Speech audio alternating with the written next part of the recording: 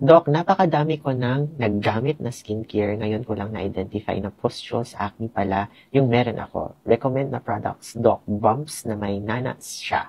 So, alright, yung meron si Christian May ay probably it could be hormonal acne, it could be acne vulgaris, it could be fungal acne also.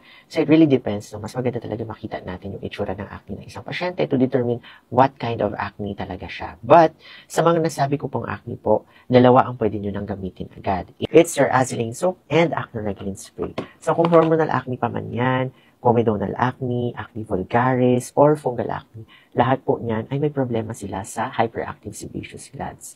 So, itong mga Azilane natin, itong Azilane natin and acne regulin spray, meron siyang potassium azelaic diglycinate. Okay, so potassium azelaic diglycinate can help improve kung masyadong hyperactive yung mga oil glands natin. Okay, so kung hindi na masyadong hyperactive ang oil glands natin, then mag-improve po yung mga different acne types natin. But of course, for pustular acne, meron na rin siyang inflammatory and mga bacterial and mga fungal components if fungal acne siya. So which is good with our potassium azelaic diglycinate dahil meron din po siyang antimicrobial effects. Pero guys, usually if pustular acne, kinocombine natin yung mga topicals natin with oral antibiotics or oral medications po para mas mabilis po yung pag-resolve ng inyong pustular acne.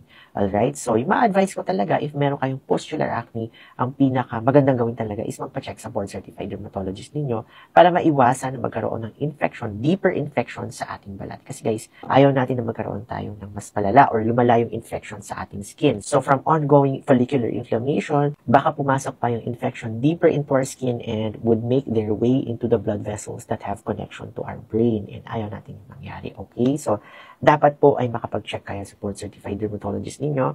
And for my patients, if they have pustular acne, I usually put them in the DMD Glow program para ma-address ito right away. So, if interested kayo guys about the DMD Glow program, you can send me a direct message so that I can discuss to you the details on how you can join the DMD Glow program. Alright guys, so I hope this helps. For more acne tips, follow me and basta acne, DMD. Bye!